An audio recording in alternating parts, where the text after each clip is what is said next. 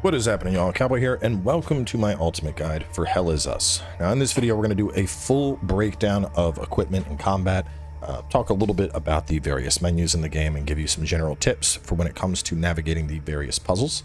In terms of spoilers, things are going to be kept to a minimum. We are in the second area of the game. This is right where the demo wraps up, but we're not going to be really talking with any NPCs except for the blacksmith, which I do want to introduce. We're just going to be going around fighting Lymbic entities as we show stuff off. Towards the tail end of the video, I will be talking about the first blacksmithing upgrade location. So if you are worried about spoilers, that would be the one thing, but I will give ample warning before we dive into that.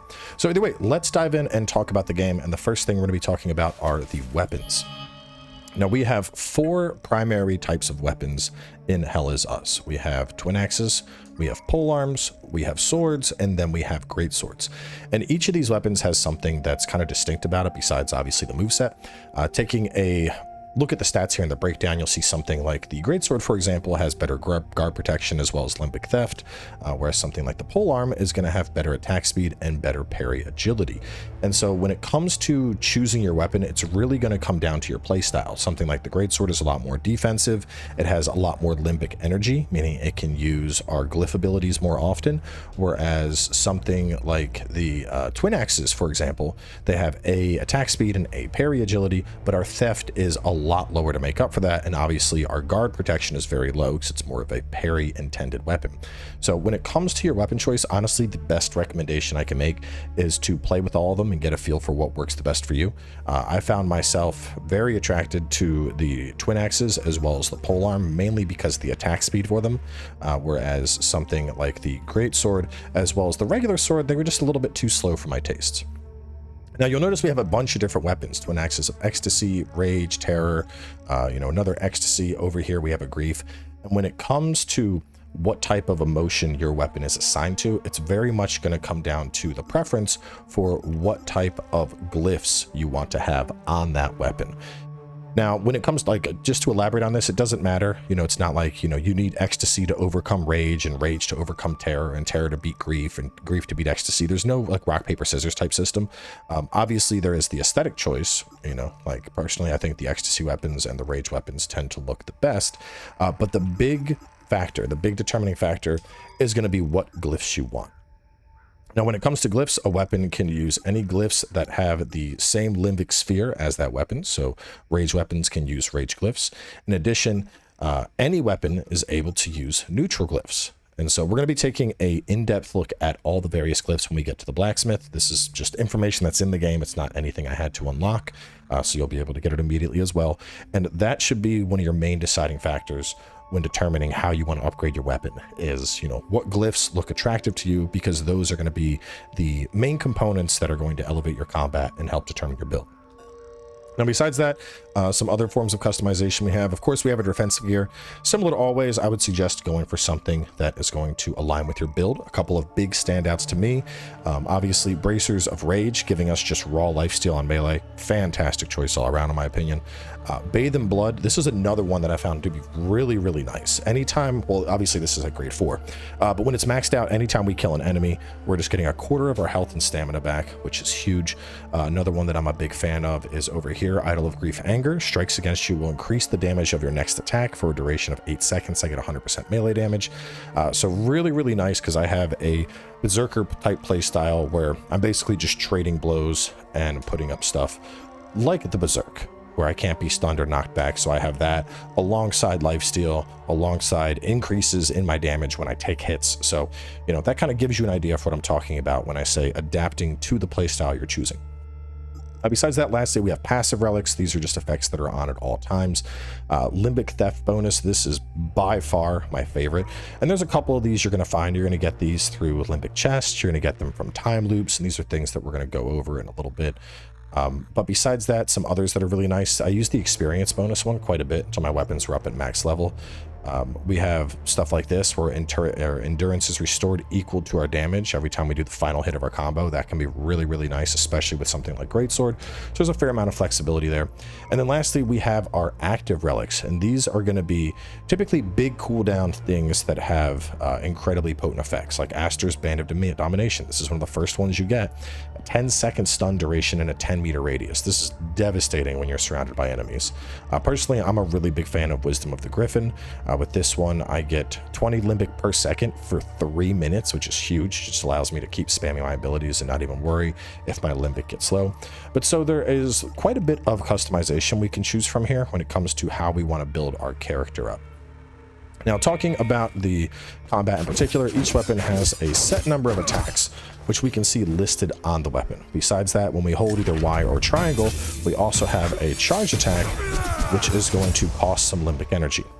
Now, when we hold down the left trigger, it'll pull up a UI that has 3 of our glyphs as well as our active relic being on the B button there, and our glyphs being on Y, X, and A. And that's also going to use Limbic energy, which is that white bar you see up top.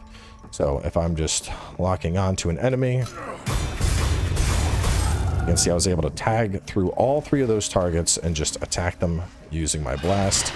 If I wanted to get back Limbic energy, I can just go ahead and attack enemies to heal, and the Limbic energy is going to come back in. Now, let's talk about healing and pulsing, because that's a core mechanic of this game. Now, if you've ever played Neo before, obviously you're very familiar with key pulsing and how that works.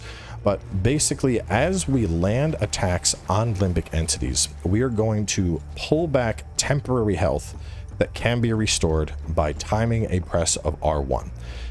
And it's very important that you time it when you see the pulse on your character, because otherwise you will not get that health back.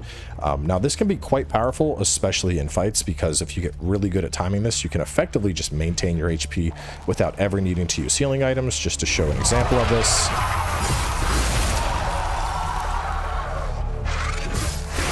And even if an enemy is attacking me, I'm just going through. So that white ring that shows up around my character, that is going to be the pulse. That's what I have to time to get things on off.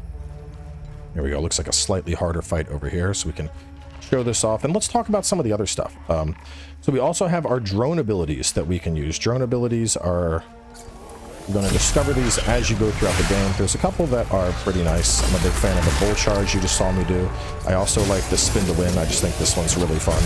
It's not the strongest, but it's only level 2, which is a big part of why it's not as strong as it could be. And I also have stuff like an AoE. That one's very powerful. This one will stun enemies down on the ground so that I can open them up to hits. And so you're kind of getting a feel for all these various skills and how they work together as you play. While we're over here, this is a Limbic chest. Let's see if I can open this up. I do have one. So talking about these, you're going to find these hidden throughout the world, and I highly suggest that you play the game with a notebook alongside you, because you're going to find it, and I would suggest you draw that symbol and where you found it so that when you find the key, you can come back. Now, there are keys for each color. So there's Ecstasy, Rage, Terror, or Grief, and then there's also Neutral as well. And when you find one that matches, it's pretty straightforward. You just slot it on in. The chest will open and you'll get some goodies out of it. So in this case, I got rank 2 of Lingering Pain. Fortunately, I'm not really a giant fan of Grief, so not really something I'm going to end up using, but you know, you don't always get what you want each time. Continuing to talk about the combat, though, I didn't even know that was there. So you can see there's so many discoveries. The base way combat works in this game is we have Limbic entities and we have hazes. Hazes being this enemy right here. And the idea is until I dispatch that haze, I can't really hurt the Limbic entity. You can see his health isn't really moving. I'm able to hurt his stamina, but right there I actually ended up clipping that guy, which is what opened him up to an attack here. And I can chill, and that will actually, his bar will come back up, and you know, eventually the critical opportunity will go away, which we're actually going to let do because I want to talk about blocking and parrying. Now, when we block, it's just holding down either L1, just holding that down, and as you block targets, they are going to be able to attack you and do some damage, but that damage is going to slowly work through your stamina. Now, besides that, we also have the ability to parry, and not every attack is, from what I can tell, you can't parry everything. There are certain attacks, like that one. That was a very easy one to parry. And you'll notice part of his purple bar disappeared there.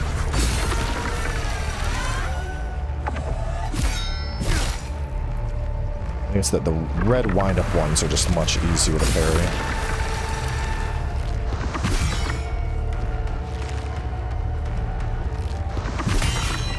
You can see getting multiple parries and draining that bar out, that is going to present you with an opportunity to go for a crit.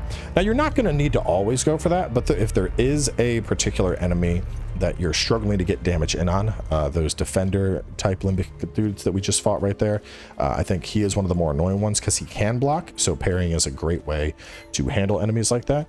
But otherwise, just utilizing your various drone skills, utilizing your limbic skills. Like typically I could just walk up, I could do that to just do a nuke to him, I could hit him with that and break his stance and knock him down, or I could wait and parry him and then get the crit. So the point being, there are a bunch of different ways that you can approach the combat in the game to find a playstyle that's going to work for you. Working with my twin axes, for example, one of the playstyles that I was extremely fond of, I'd basically pop up the shield that would mitigate damage. I don't have enough right now, so let me go ahead and use this. I would then pop up Berserk, and with Berserk and this shield up, I could become literally just R1 man, where all the damage I'm taking is mitigated by a huge amount. On top of that, I have super poison, I can't be interrupted, and then, as we already covered, I of course had lifesteal coming in. So very much a Berserker type playstyle that allows me to just slice through enemies, and typically I'm attacking fast enough to regenerate the limbic energy to then recast that shield as it comes off cooldown, allowing a extremely aggressive style of play.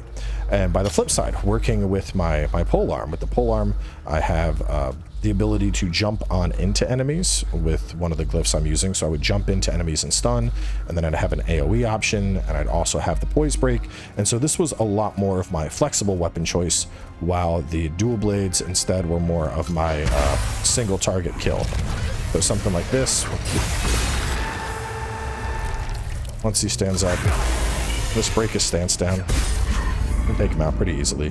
You can see it's very, very broken, but keep in mind, this is showing off combat against, you know, a tier 1 enemy, while I have a tier 2 or a tier 20 weapon. So this is, you're not going to just be obliterating enemies like this at the start of the game. You know, it takes a while to get your weapons up to this point. Regardless, let's hop into town. Let's go over to the blacksmith, and we're going to talk about glyphs a little bit, as well as smithing. So, run my way on over there. The map can be a little bit labyrinthian at times to navigate, so it's definitely a game you really got to pay attention to your surroundings to make sure you're not getting lost as you're going through the map. But after we make our way over to Casa Marches, which is where we're at right now, we can make our way over here to Victor the blacksmith. How can I help? Now, with Victor, there are going to be a bunch of books that you can find. Well, as you find those books, you give those over via study, and that's going to allow you to weave stronger limbic consumables.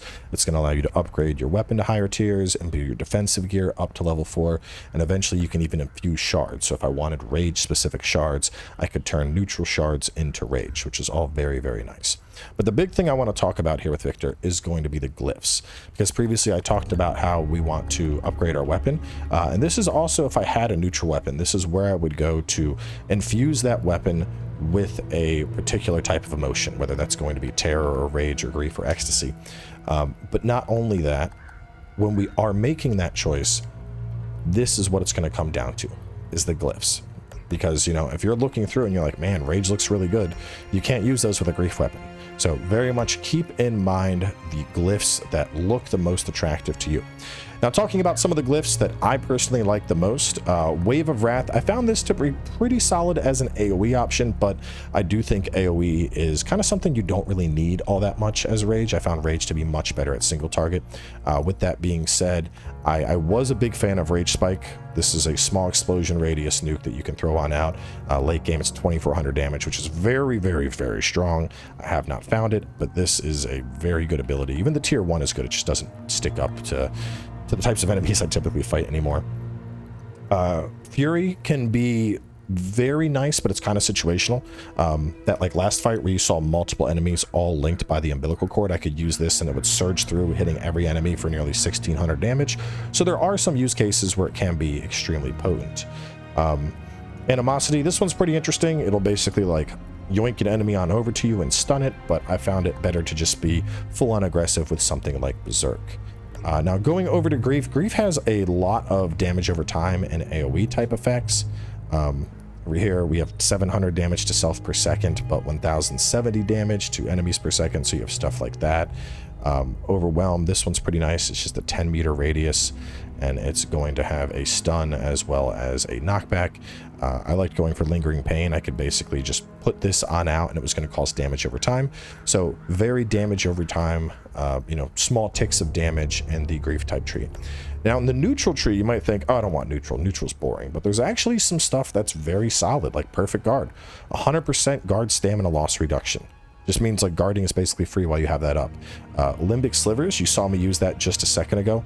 Very, very useful for handling ranged enemies or just weaker enemies that you want to one-tap. Limbic mending, just passive healing over time, is very nice. Glyph interrupt, this is solid. It's a 15-meter cone with a 6-second stun that can be fantastic for a more combat-oriented build. And then my personal favorite, chromatic shield, because 80% protection is absolutely cracked. And even the basic version of this, we have 40 and then we go up to 60, and then the last one is at 80. Very, very, very strong. Going over to Terror, truth be told, Terror is what I played with the least amount, but there is some interesting stuff. We have Night Fade, which just enshrouds us. Any combat will break you out of this, so it's mainly good for like going stealth and going over to a key enemy you want to take out first in combat. Recoil, pretty nice. It's going to stun a target and teleport you out of trouble. Shriek of Terror is, it sounds really cool, but it's like a very, very tight beam, so the damage can be good here, but keep in mind it's not going to be very massive for AoE. Frightful Ambush is going to just spawn it's like a set and trigger, which personally I feel is a little bit too slow, but it can be interesting. You know, you can do stuff like stealthing on in and then setting down the pool and triggering it for big damage. And then of course we have Feed on Fear, which you can use to damage an enemy and heal at the same time. Now going over to the tree with probably some of my favorite, Ecstasy has some really, really fun stuff. I didn't get up to the elite, but Masochistic Delight is insane because this is going to do a massive amount of AoE, 15 meter for nearly 4,000 damage. And especially if you were to couple this with a couple things, like for example, one of my favorite ways to use that particular skill, going over into equipment, using something like Bathe in Blood, where every time an enemy dies, I'm getting back 25% of my health. I could use that spell, and even though I'm going to chunk my own health, at the same time, I'm killing multiple enemies, and I'm just going to top my health immediately back up. So really fun. Eager Embrace, I mean, a 40-meter long teleport with stun. Fantastic engagement tool. Gluttony, especially if you already have AoE options, being able to yoink enemies in is incredibly potent.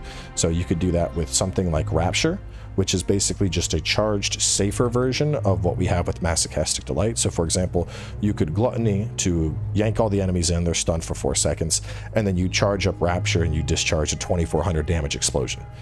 You know, lots of really fun synergies going on in Ecstasy. And then lastly, Delirium. I mean, just 300 stance damage. You saw how I was able to just knock enemies down with that. So when it comes to how you want to upgrade your weapons, the point being, look through all of these glyphs. These are all just detailed. Nothing is hidden. And so look through these, figure out, you know, oh, wow, that really sounds good. I think that is what I want for my playstyle. My personal recommendations is if you're going for a more melee-oriented playstyle where you really want to just tear enemies apart, I think Rage is going to be your go-to, mainly just because Berserk is absolutely insane. And if you want a more ability-oriented playstyle, I was a really big fan of Ecstasy personally, compared to Terror. Terror and Glyph, I mean, there's stuff here that's good, but I felt Terror and Glyph were a lot more situational, whereas Ecstasy seemed to have a lot more specific use cases where it was applicable to a variety of situations. Now, before we go and talk about upgrades, we are going to jump into this for a little bit because there's a lot going on here when we get into the inventory. We have investigation items, exploration items, research items, miscellaneous items. And what I want to talk about are going to be these first 4 categories, because when it comes to solving puzzles in this game, there is an insane amount of detail going in. You are going to be going in and reading the notes that you see on stuff, reading the key code reminder and going in, okay, Embry has the answer, Leith Foundation, Loblina Alliance. And that's, you know, once I find the Leith Foundation and once I find the Loblina Alliance, I can use those dates to then figure out what the key code is going to be to get into the room. And so anytime you have like an active ongoing investigation, that stuff is all going to be here. That's where you're going to be able to find that type stuff. Over here, exploration type items. In some cases, these are going to have codes. You know, that is E9, that is K5. There's a puzzle. There's a puzzle that I ended up solving by going through. Was it in here? No. Yeah, it was in here, and I ended up listening to a bunch of different tapes to get specific information on a key code to get a secret. On top of that, we also have keys that we find to get into places here. Stuff that has to be given to specific NPCs to complete good deeds is also going to be given here. And so, you know, if you're ever unsure of what something's for, just, you know, keep in mind where it's found and keep in mind what NPCs have needed what as you've gone on this journey. I can't stress this enough. Like, you really, like, I have, let me just look real fast. I have a notebook that I worked through as I was playing this, and I have 1, 2, 3, 4, 5, 6 pages of this notebook just filled with notes as I play. Like, because you're just going to come onto mysteries and you're going to make a note. You're going to be, okay, this guy needed this, and oh, there was a chest over here. It's going to need these particular types of keys, so I can look and see what keys I got and have an idea of when I can unlock a particular chest. Research items, these we just turn into an NPC. We'll unlock within the first act of the game, and as we find enough research items, that's going to open up hidden vaults that we'll have access to. Over here, the miscellaneous items. This is more stuff that's going to go into the research. If you're ever looking for something that's important, you know, go through these and see, you know, oh, was this relevant? And then another tip, which I find very important, if you have finished something completely, like for example, let's just say the key card. I'm not going back to the ministry. Hit the right stick in, archive it. When you feel you are completely done with a zone, just archive it so that you're not being like, do I need this? Because there's like I said, there's a lot of items, there's a lot of stuff that's going to build up, and the last thing you want to do is do what I did, where you're scrolling through all of your items every time. But yeah, cannot recommend a notebook enough. This game practically needs a notebook, and I would recommend a notebook over just like taking notes on like Discord or on your computer, because there's going to be like the symbols that you're going to want to draw and whatnot, unless you can come up with some kind of system to help do all that stuff. But all that being said, having talked about the puzzles, having talked about combat, the last thing I want to talk about is our very first upgrade, because a lot of the upgrades for him, we're just going to find as we play the game and we go through the main acts. They're very hard to miss, but there is one that can be a little bit hidden, and I'm going to guide that to you now. So if you don't want any spoilers, thanks for tuning in. Now's the time to tune out. If you want to know how to get the first blacksmithing book, keep watching. So as you do your main quest, you're going to go into this house, and as you navigate through it, you're going to get a set of keys that have a car on the keychain. Once you get that, we want to make our way out of town, and we need to, in particular, go over towards that tree that we see on that hill over there. So we're just going to run right on down this marsh, and I actually missed this until pretty late in Act 2 when I was coming back through and exploring. I wish I'd gotten it sooner.